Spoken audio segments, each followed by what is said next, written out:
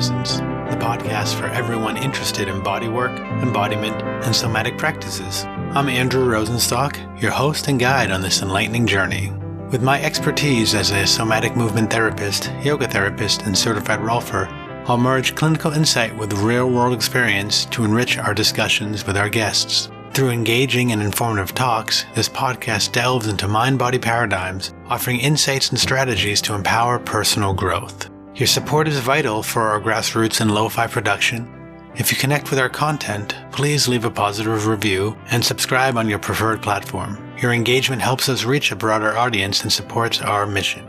So thanks for tuning in today to Touching into Presence. Fasten your seatbelt as we embark on a journey to explore the transformative power of contemplative and somatic practices together. It was a pleasure to be in conversation today with Zohrab Ajani. Zo is a certified Rolfer and a certified Ayurvedic wellness consultant, combining Rolfing with traditional Ayurveda therapies and protocols. He currently has a practice on the island of Kauai. Zol's an old friend. I first met during our Rolfing basic training. We overlapped for 2 weeks in the same house and immediately hit it off. This conversation marks the first official installment of what I'm calling Colleagues Corner, where two or more colleagues come together to discuss our practices, share questions, and explore what's happening in our professional worlds. As you'll hear in this episode, Zoe and I have a great time talking, not just learning and growing together, but also sharing plenty of laughs along the way. You also may recognize for the longtime listeners Zoe's name or voice, as he was the first official guest on the show back in 2020. In today's talk, we engage in a wide-ranging conversation covering personal experiences, professional challenges, and approaches to therapy and bodywork.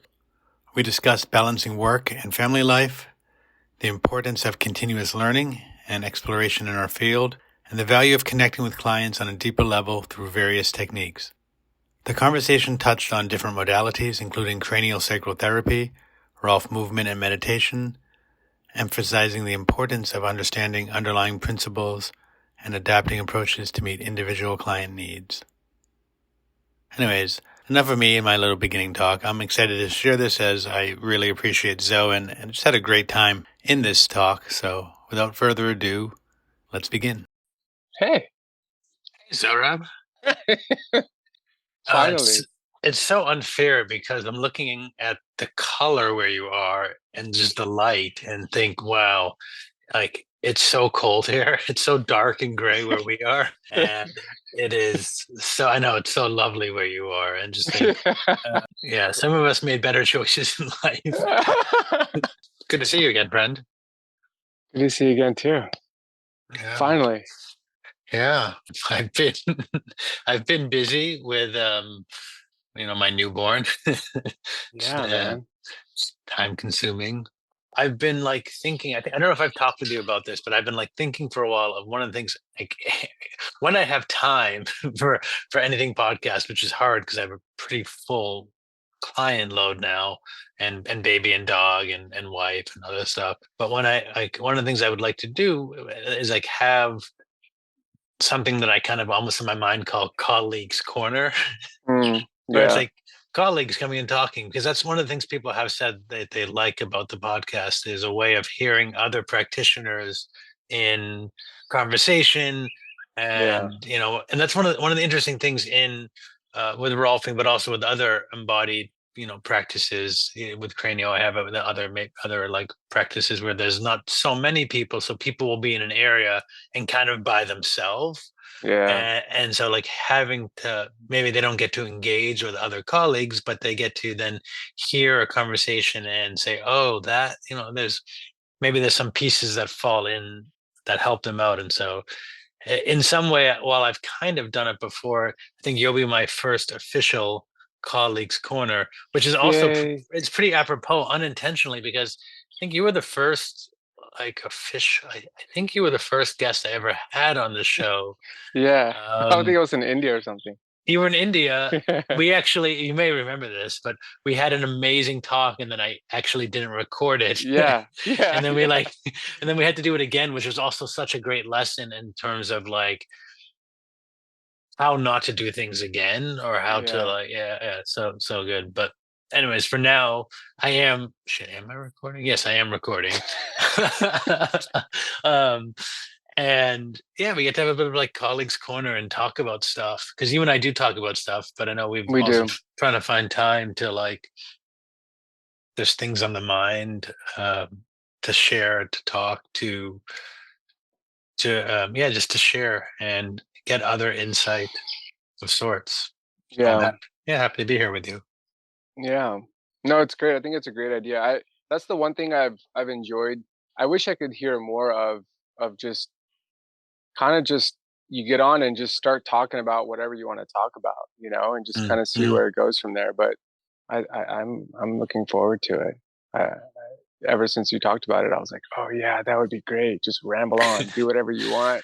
Well, it's one of the things I found. Like I have a few, you being one of them. I have a few other colleagues, friends from different practices, and like just sometimes after a session, or like driving home from work, or even just like something. And I'd be, I had this person. I couldn't like I don't know how it.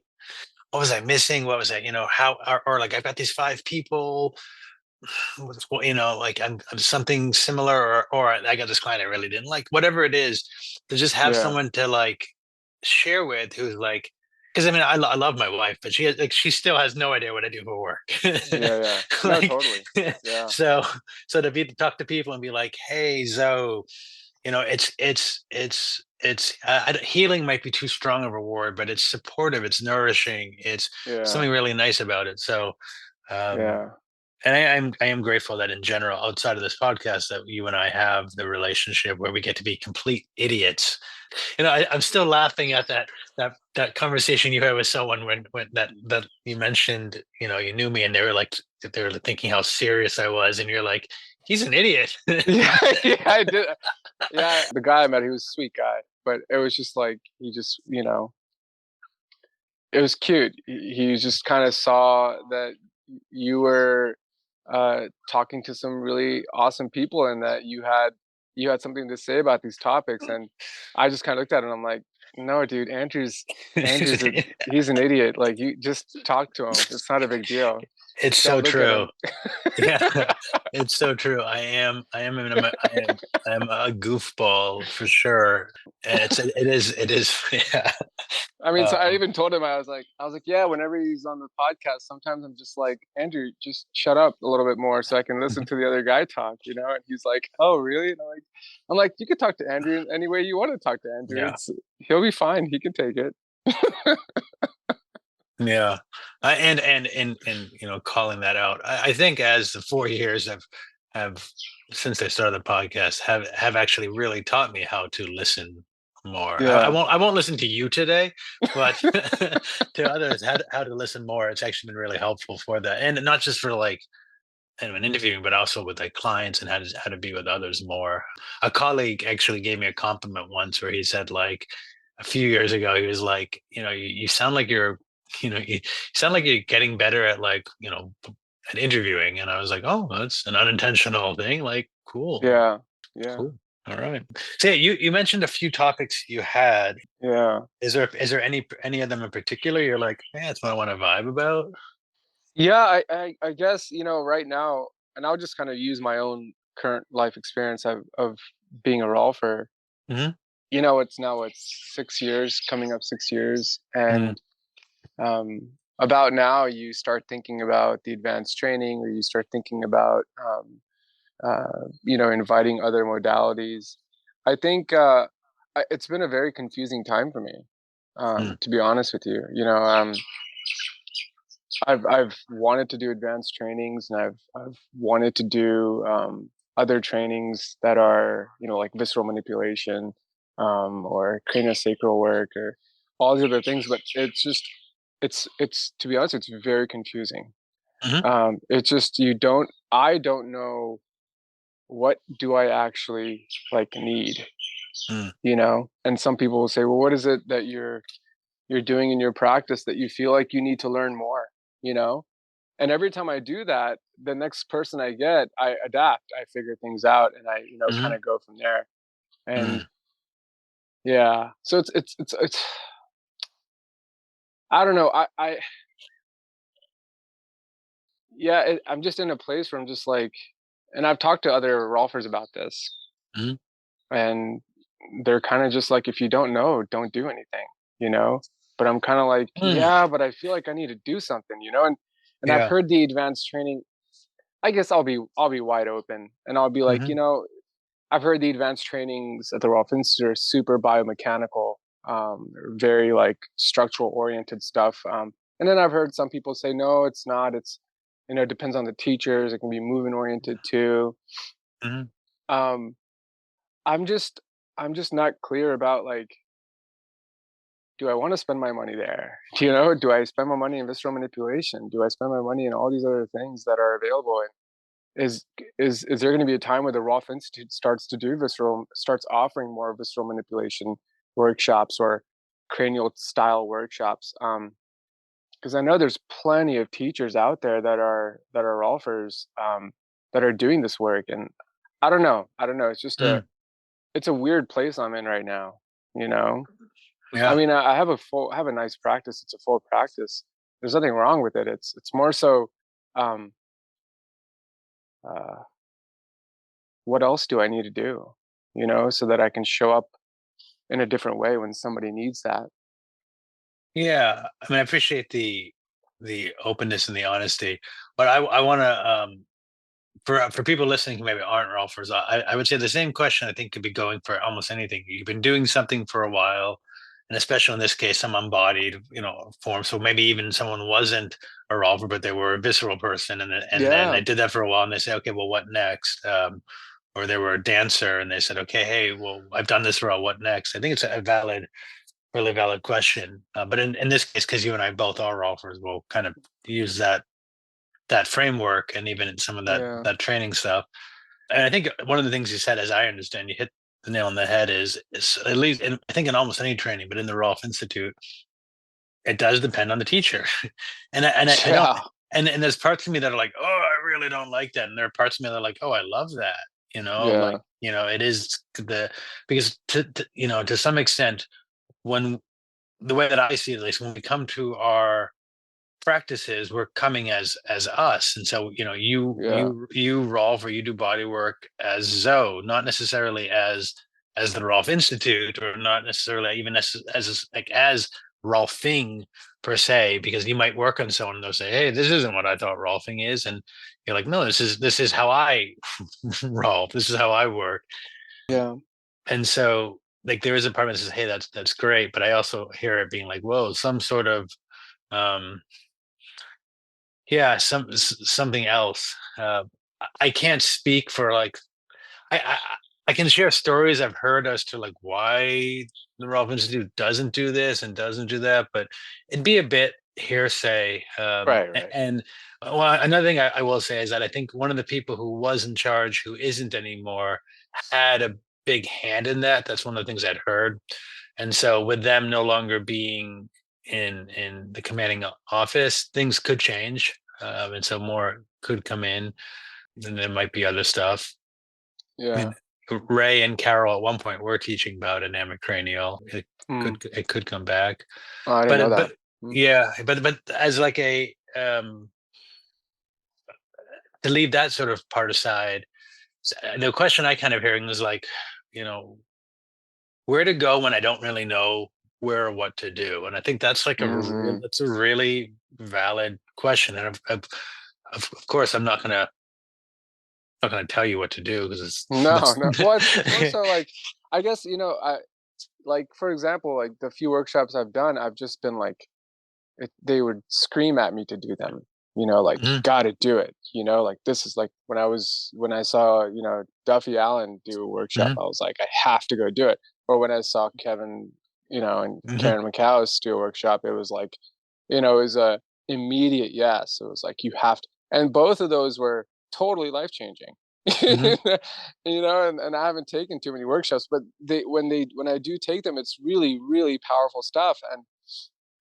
And it just made me realize, it's just like, oh, I need to be really picky about um No, no, I this. don't. I mean, yes and no. I mean, before I became a rolfer, I took a lot of trainings because I had opportunities to do that, and Yeah. like I sometimes say, all the bad trainings were wonderful trainings. Mm, So being nitpicky, yeah, because you only have so much time and money and resources and all that, sure. But like even the bad trainings, quote unquote bad, are gonna inform you about something, even if it just informs you of like, hey, I don't really ever want to do that again. yeah, And so I don't, to some extent, I don't think there's any, bad training. It's just like that the training you don't necessarily need or isn't super necessary. But yeah, I don't know how nitpicky you do have to be. It kind of depends on if like if you do want to be really concentrated in a singular direction, then I think yeah, being nitpicky will be um very helpful because you only that's kind of you got to figure out which direction. But there's also yeah, a sense of like, well, why not try the field a little bit? Try a class in yeah, this, try a class in this, try this. Because that to some extent could inform you more. And again, there's no right answers. There's one part that says, well, that'd be great. You'd have a wider sort of information toolkit. At the same point, like there's a saying, jack of all trades, king of nothing. And so it's like, well, mm, would you actually really be taking them on, embodying them, understanding them, or would it just kind of be this like thing you kind of know? yeah. Um, I don't know. I Well, mean, yeah. But you I, have so many awesome sounds out there. There are tropical birds. Now there's chickens. Like I think people will listen just to hear the sound effects that you have going on out well, there in Hawaii.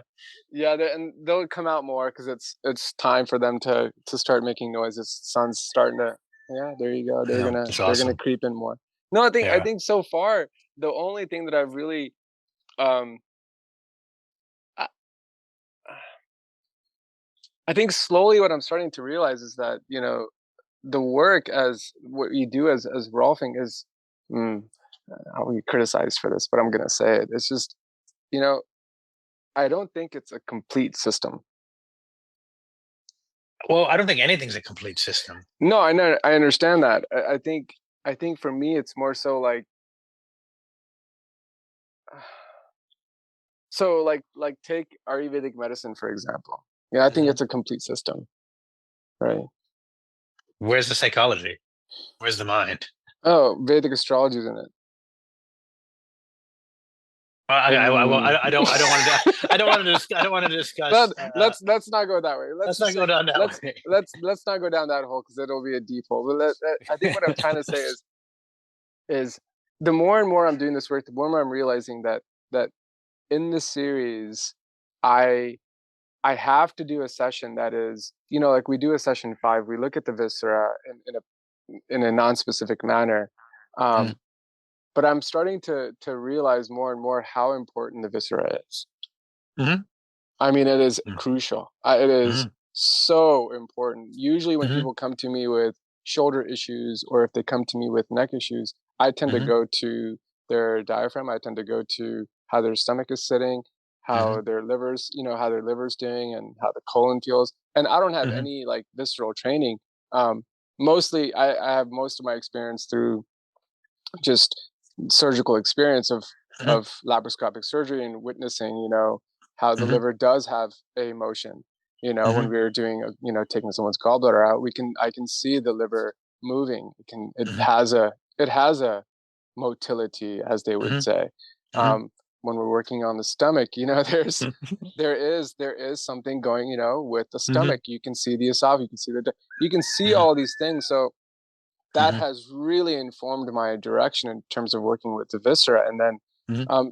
basic application of listening. It's applying to the viscera. Not that I'm saying that you can do it without proper training, but you know, you, I mean, somebody at some point did it without proper that's training what I because they. mean. That's what and I was thinking about that. I'm like, hold on a second. How did these guys figure this out? And they Mhm, figured it out by risking, you know, and by exploring and by listening. And mhm. it comes down for me, it's just like, um, I wish there was like a workshop where, you had a lot of listening tools where you really got to, and I've Yeah, started to kind of do things on my own because yeah, I guess, yeah, that's what I want to say is that yeah.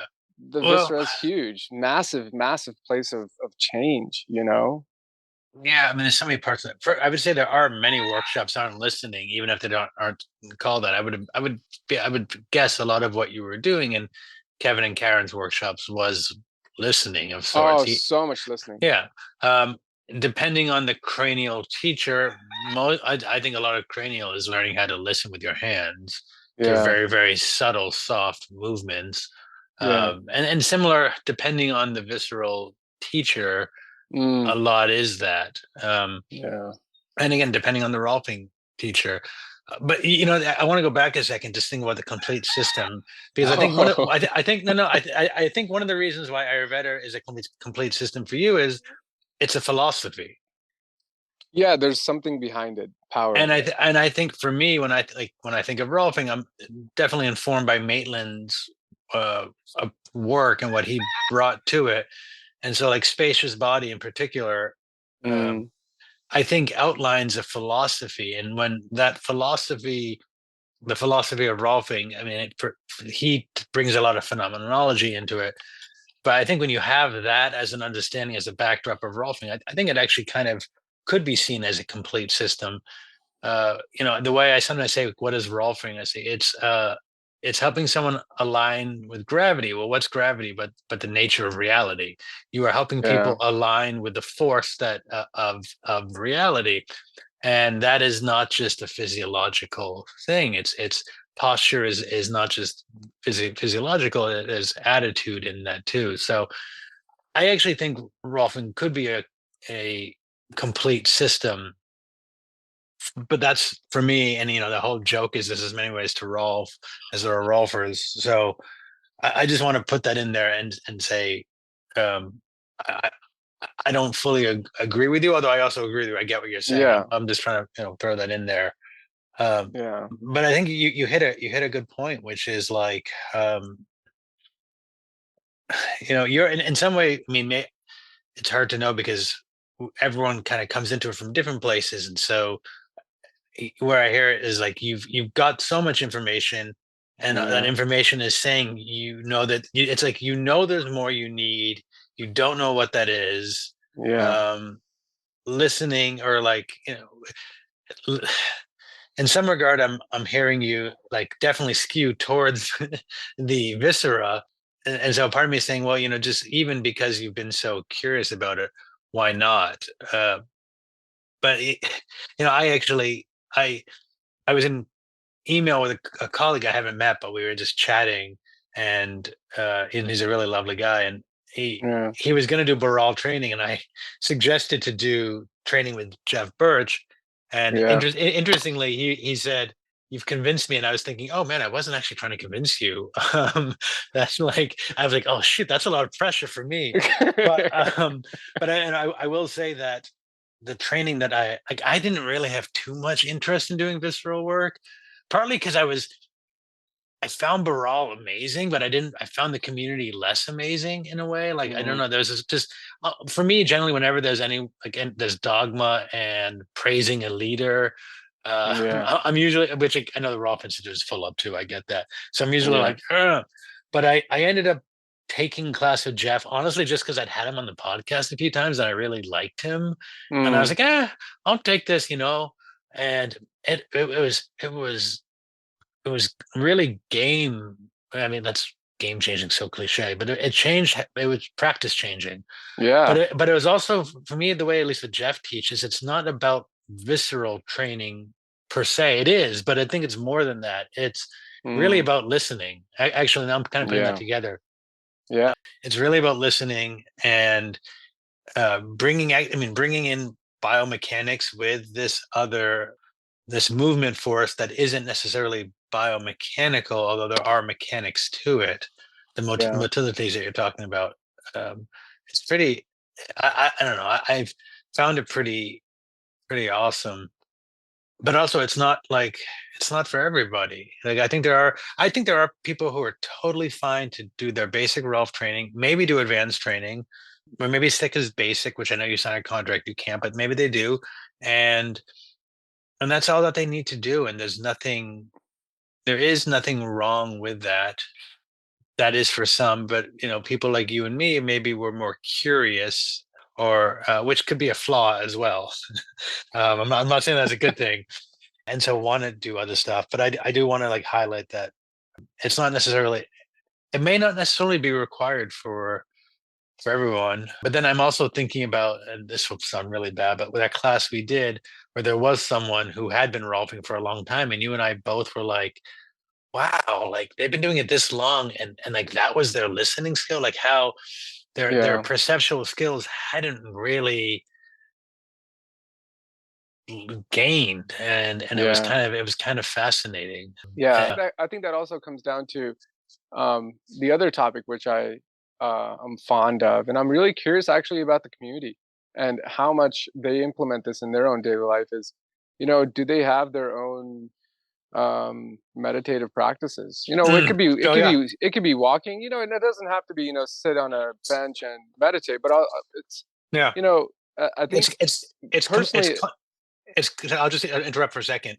I think the word you're looking for is the contemplative practice, or the contemplative practice. yeah, yeah, because here's the thing. I think when you, as a practitioner who has to hold space for somebody else, you should be holding space. You should not, shouldn't say you should. Um, I I should be holding space for myself to some degree in my own time, and to contemplate.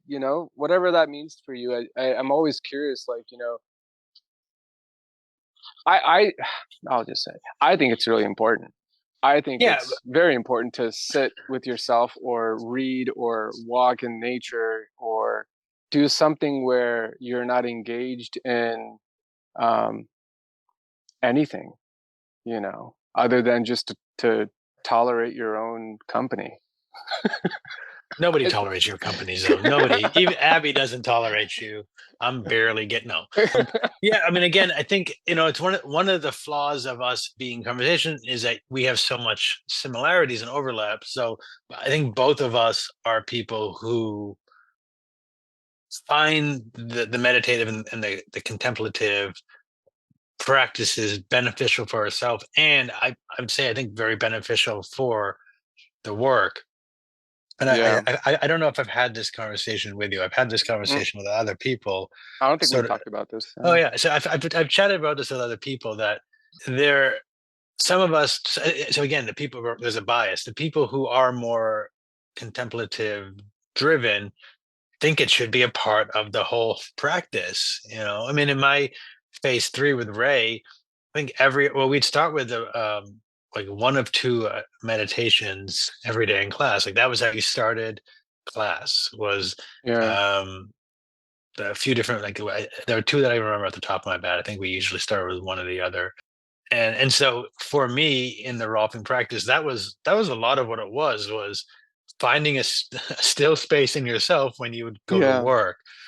But that's I don't want to say it's not for everyone, because I think it is for everyone, but I think it's not necessarily everyone's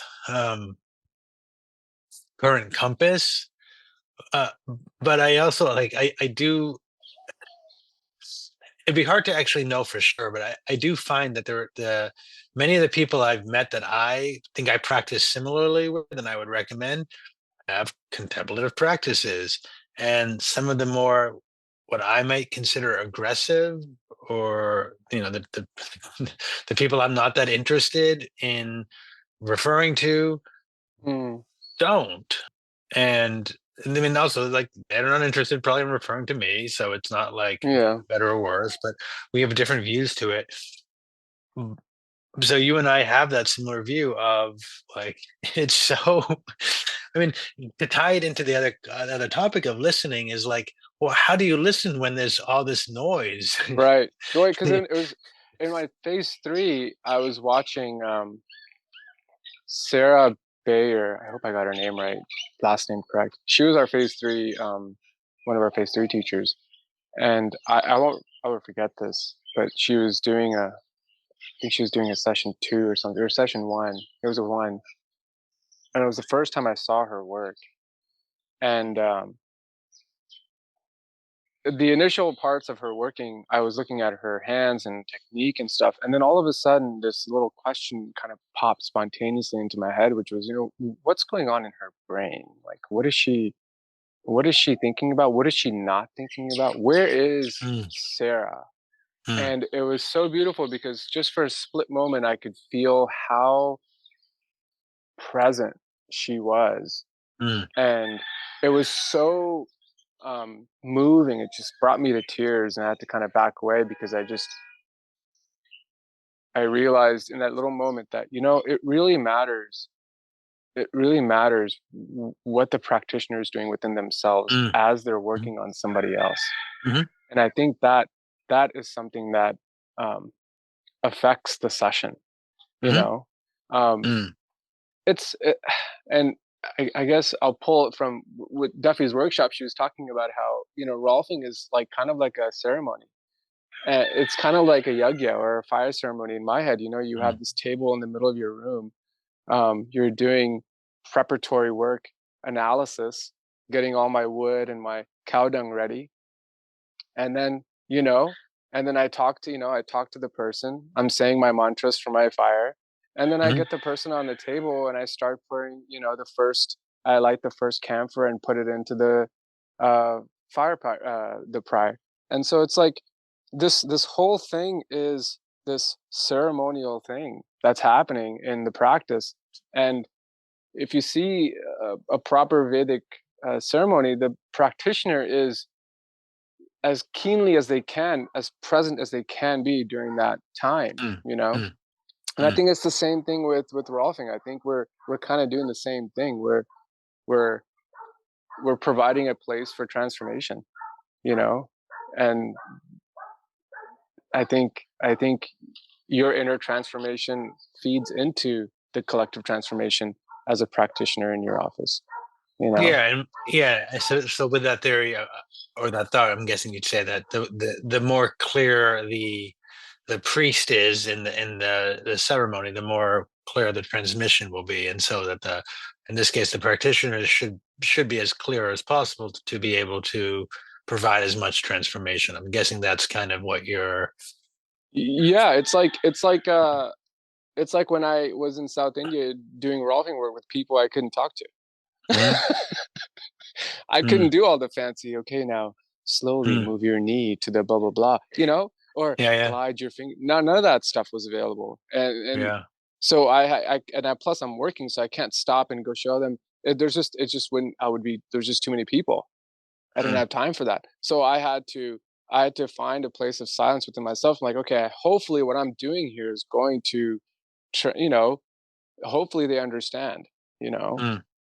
Yeah, I mean Um, that is also, at least from the biodynamic cranial, for at least from many of the teachers I've studied within that, that is the root of the practice, is like starting in that space and or spending the whole time in that space. So they teach you that in biodynamic craniosacral. What's the whole biodynamics? Depending on the teacher, yeah. They teach Um, you how to go within yourself before you start the uh, practice, or what? What is it? What's the whole difference between the biodynamic versus going to do just craniosacral work somewhere else?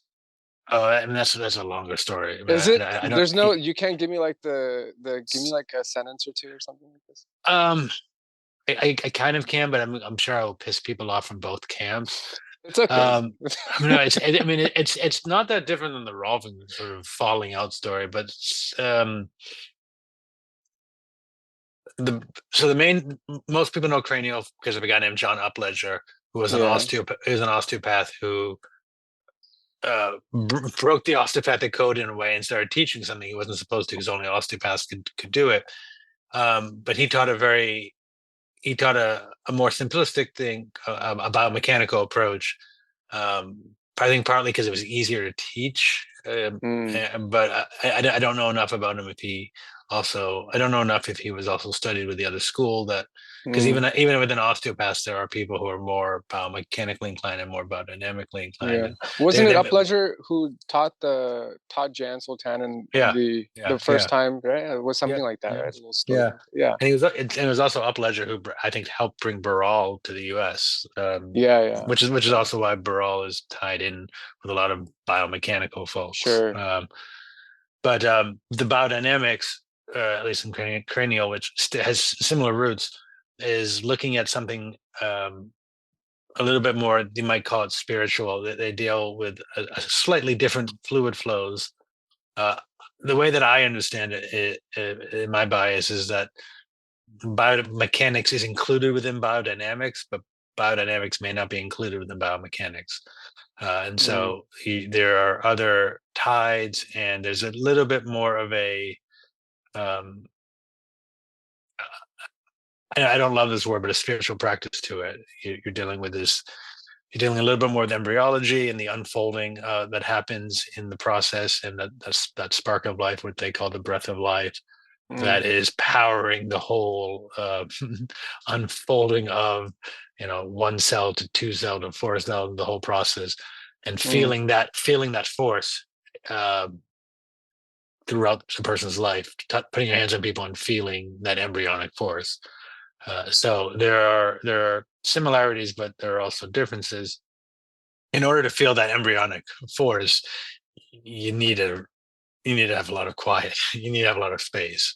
mm, So but as far as your question as to like they teach you to go there, um, I don't know if anybody can teach anybody to go to that space, because I think it's something we get teachings towards, mm, but we have to kind of find it ourselves. I mean, I know from my own experience, I was taught numerous things, and um, I was doing what I was told, and so I thought I was doing it, and then later through like twist of fate, I was like, oh no, that's how I do it. That's how I mm, feel it. So it's kind of hard because I think the really amazing teachers know that they can't actually teach you it, mm, and they're not necessarily trying to. They're trying to teach you, like, again, it's a little more philosophical. They're trying to teach you how you can find it, mm, how you can mm, feel it, but how do you teach someone that? And I think that's like within Rolfing, but within a lot of different embodied practices, the confusion comes between um, the idealization of something and the phenomena itself, and those two are yeah. not the same. It's yeah. So, but yeah, there are. I mean, I would highly recommend Michael Shea, who was a Rolfer. I guess maybe he still is. I don't know if he carries his card. I mean, he was a Rolfer, I think, in the '70s, Mm, who studied with Upledger and then also studied with Franklin Sills, and actually studied with Jim Jellis, who was an osteopath who taught biodynamically. And he's an amazing teacher who teaches a lot about presence, and a lot of also like Franklin Sills, who I mentioned, was a biodynamic uh, cranial guy who very interested in sort of an overlap of Buddhism or mm, Buddhist principles of metta, compassion, and so that over having overlays of that with cranial, which is a lot about space and I mean, compassion is all about listening and holding space. mm, Compassion isn't a thought. You can't think. I would say even like it is a feeling from prior to a conceptual mm, place. So there are the long story short. There are places that do that. Um, and then there's also with everything, there are people who say they do it, mm, and go in any Facebook forum for any embodied stuff. And I mean, for me, I almost want to say whenever anybody's peddling something, I'm already like, eh, but that's not fair because everyone, you need to get word out there somehow. But the teachers I found who really hold the best space, they're not, they're not, Bonnie Bainbridge Cullen is amazing. How often do you see you see people who study with them saying you gotta go study with yeah. them, but you don't really see that these people, um, they're just offering good stuff, and there's a lot Yeah. of them out there. So Yeah. Yeah, I kind of rambled a bit, but hopefully that tied some stuff in. I mean, kind of. Well, did And it give? that's why these things, you know, it's before it was simpler. You During the time of Jan Sultan, you had things that were simple. Either you did Rolfing, or you did massage, or you had this, and this. I think the options for bodywork have grown um, in so many different ways, you know. And there's Or the but maybe yes, in some ways the options have grown, but I think more it's not the options as much as the availability. yeah, yeah, yeah, Like, and there's a lot of stuff was there before, people just didn't necessarily know about it. yeah. And now I mean, yes, there is more of like junk out there, and it's harder to know because a really good advertised marketed thing is gonna Mm, sound amazing, yeah, yeah, right? It's gonna sound awesome. And we might not know enough to say there that's all fluff. And yeah. so but also who knows? I mean, if you talk to Jan, he might say, no, that's not the case. It was just as challenging then, you know. Yeah, probably, yeah. But yes, there is a lot out there. You're trying to figure stuff out. I'm still a fan of like do anything, man. Like, Yeah, no, I'm totally pulled to it. Like, there's a few things I'd love to do, and one of those is the visceral work. You know, just trying to narrow down who to go to right now, and just like, oh, you know, do I go to the Munich group in Europe and just hang out with them for a few days, you know, a week or two, and just kind of cruise with them, or go the Baral route, or oh the yeah, guy that you just recommended. There's, you know, Jeff. Yeah. Jeff. No, I mean, I'm so biased. I I know. just I'm because also I just think like I've now taken I think 3 classes with Jeff in his visceral class. Yeah, I love how he teaches. Like to me, it's like he's so how I would want to teach. yeah, He's incredibly intelligent. Like yeah, it humble though. yeah. Not too humble where it's like okay, you know, you're fake. He's just like a humble guy. Mm, Um, very kind, mm, very giving of time, very okay. If you have a question that even it kind of doesn't relate, you know, just like very open, very caring, mm, very sweet. Like yeah, it's just and so that alone and doesn't have that type A, that macho sort of I don't mean macho in necessarily a masculine way, although it can be I mean like a lot of teachers are very like insecure and so therefore are showing the insecurity with a like bravado of sorts. mm, Jeff doesn't have that. mm, He's a kind, sweet person. He's not for everybody. Nobody's for everybody, right? But yeah. I don't know. I get so much out, and also like when we do, you know, it's like a lot of classes. He'll do a little bit of a lecture, then he'll do a demonstration, and then you get to do it. And when you're doing it, he makes sure that everybody can feel it, or at least get a chance to try to feel it. And he is giving his time to them and you know, I leave every day of that class being like that is there's so many ways I want to be more like that person, so not just in the touch way or the knowledge way, but like how to be a more well-rounded human being. And I think that's so important for the work because there's so many What do teachers. you mean well-rounded? Like his knowledge base of like pathological sciences, or like what do you No, mean I well-rounded? mean being a good human being. I mean being like I mean I'm an okay human being. I could be a better human being in various ways, and I'm you know in the process of working. I just you know just the way that he communicates to people, his concern, his care for well being for others, for the planet. This is like it's always inspirational for me. Mm, And I think that you know for me that is you could be the best practitioner in the world, and if you're an asshole that's going like that you can't take that out of the work and no, you can't. I think that like convolutes into the work so I think you know being a really good human being I mean it Yeah. ties into the contemplative practice Oh, um totally. Yeah. yeah um Yeah. Yeah. Yeah, I know at some point, and I don't think we'll have time because I do have to, I'm going to get yelled at soon because I do have a baby that's going to need to feed and go to sleep soon. But yeah. I know you had mentioned a little bit about advanced training and where to go, but I also think that is somewhat of a loaded question that I don't want to share information on publicly because I don't want to, A, because everyone has their own opinion on it, but B, it- it's a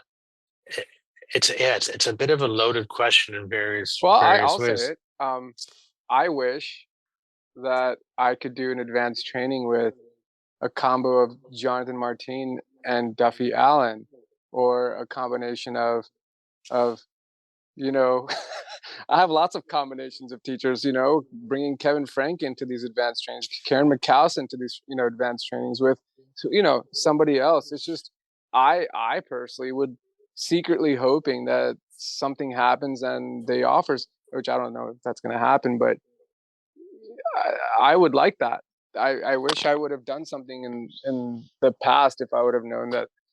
Well, You know, yeah, I mean, I think for that, I think you'll find something closer to that in the the Rolf European trainings, from what I gather.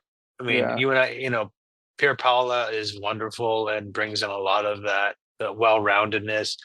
But I think again that kind of ties into the reason why, as I understand it, why right now you won't, is that Yeah. the previous person in charge really focused on structure and movement was taken a lot out of it. And so as things are shifting with the new administration, maybe you'll see a change towards other than just structure. Well, I think here's the thing, though. I was never huge on movement. Like when I graduated the Rolf Institute, I was Hmm. never huge on movement. Not until I took a workshop with Kevin Frank. I mean, I'm telling you, man, like, and Karen McCows, my practice literally took like a complete U-turn, man. Yeah, I mean Massive it's U-turn. but it's the same sort of thing that I think we always sort of say. It depends. Like, so the way that I understand it is there are those who understand tonic function as like Rolf movement and tonic Well, function, and there are and those who don't. I'm gonna pause you. A U-turn in a good way. So go ahead. Sorry. Oh, well, Yeah. yeah, yeah, oh, yeah, yeah. No, I didn't pick it as any. But no, I guess I was saying there. I think that those who understand, so like Rolf movement, just like when people say what is Rolfing, there's not a real answer. Same with Rolf movement. It's not that there's not a real answer. It's the wrong wording. Sorry. It's that it's maybe it's harder to pinpoint down because there's so much different personal stuff into it. But the way that when I really understood Rolf movement was when I started to understand Hubert Godard's tonic function, Yeah. and Yeah. not everybody agrees with that, and not everybody really understands it. And so there are plenty of Rolf movement practitioners and maybe even teachers, dare I say it, who don't understand it and are just kind of doing something. And I've done some like conversations or classes with people who are Rolf movement people who aren't tonic function inclined, and I was like, what am I? What's the intention? Like it was just kind of doing like, oh well, this movement kind of ties into to something we would do in session one, so we'll do that, and it's like that. There's probably some value to that, but I think once the tonic function is really understood, which I think a lot of it ties into phenomenology, and then sort of understanding these um, preconceptual responses. Uh, Mm. and ways of being and ways of moving, then once that's kind of ties in it, it's a complete game changer. Like you said, a U-turn. And I was the same way. I left I left my basic training, being like, what the F is Rolf movement? I had no clue. We had done three different things, all of them completely different. There was no corresponding with them. And it wasn't until oh, that's not true.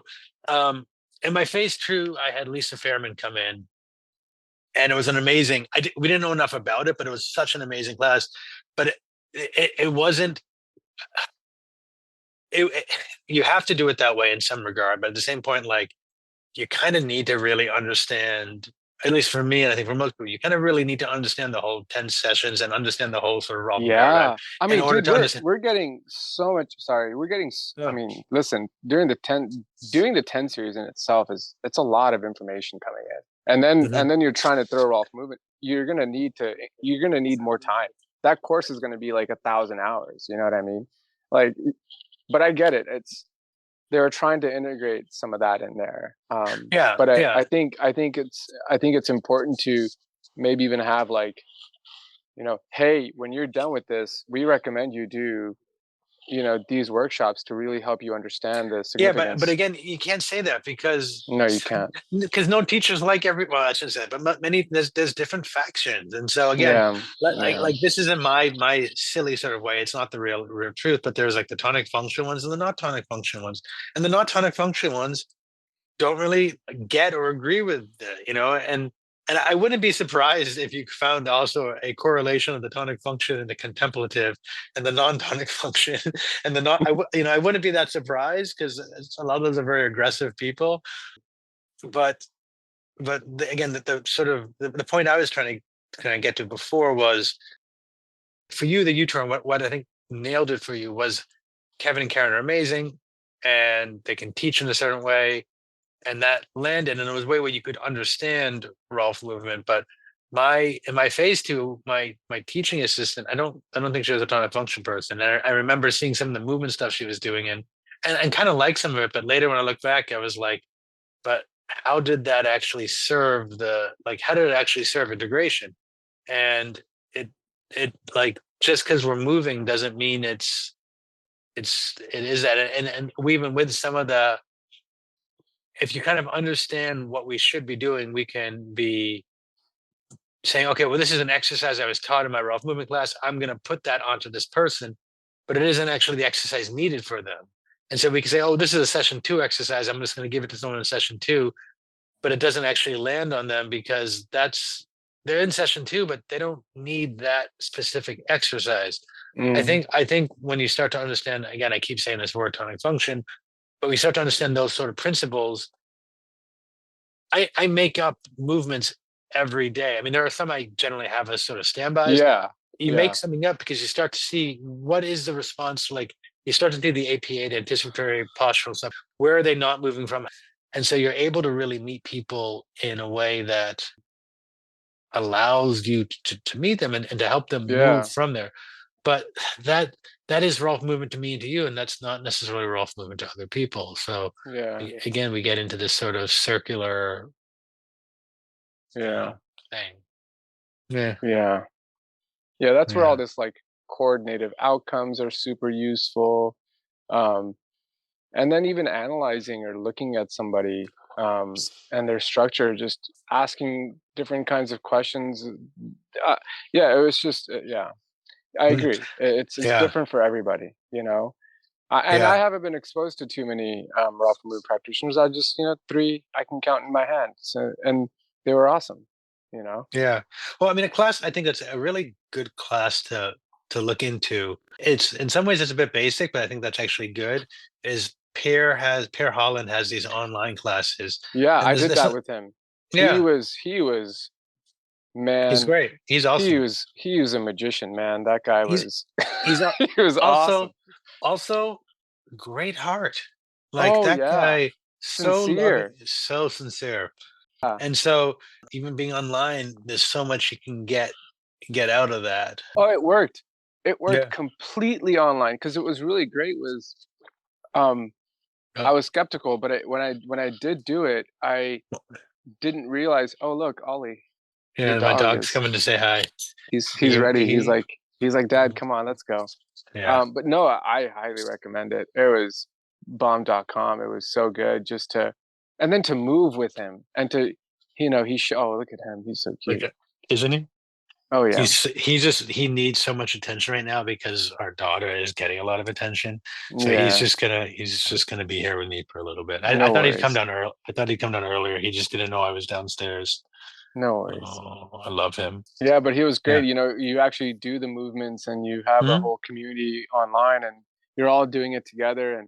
I loved Mhm. it. I used it immediately, and it was very beneficial, Yeah. So yeah, it Yeah. was great.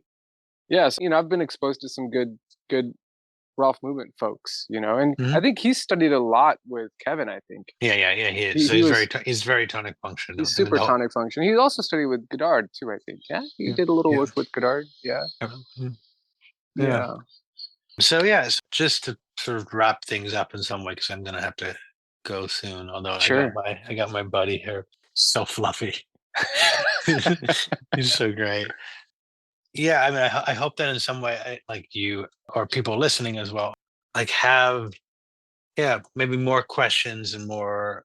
I hope that there's something that one of the things I like about these conversations is there's just a nourishment of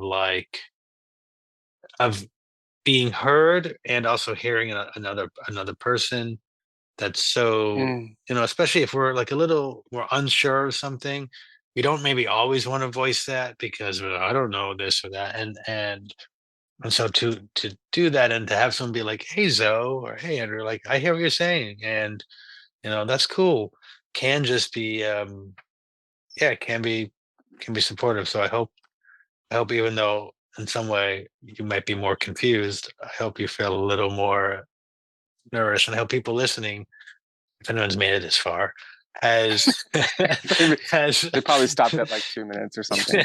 they're like, oh Zoe, oh fuck, Andrew's still here. Uh, so no, I hope anyone's listening is like getting something that does support in some way, or again, for me, it's for me more questions are really what I always want of like, Yeah. oh, okay, yeah, I think I got this, but now I got these three other questions, and just keeping being curious. Yeah. No, it's great. I hope you get some more people to do the colleagues corner. I think it's a great Right? little title, colleagues corner. That's a good Isn't one. it? Yeah, I like it. Yeah. Even now and then I'm serious, but I'm cute. Yeah. Yeah. Uh, that's my baby girl is helping me be more. Actually, seriously, she definitely is helping me be more sweet and compassionate. So Yeah. You need more um, of that. I I do. I do. I do. I mean, I'm definitely better than I was, but I can use more for sure. I'm from you're New super England. you're I'm from you're New super England, man. compassionate with me. Yeah. I don't ever. Uh, No. Sometimes. Sometimes. No, Yeah. no, I am. But also you and I have the I think relationship most of the that time. you and I have the relationship that we can be kind of jerky in a playful way. And so it's Yeah. sweet, but it's Yeah. jerky. But yeah. I mean, that's because we're goofballs. Yeah. And so yeah, always good seeing you, talking with you, man.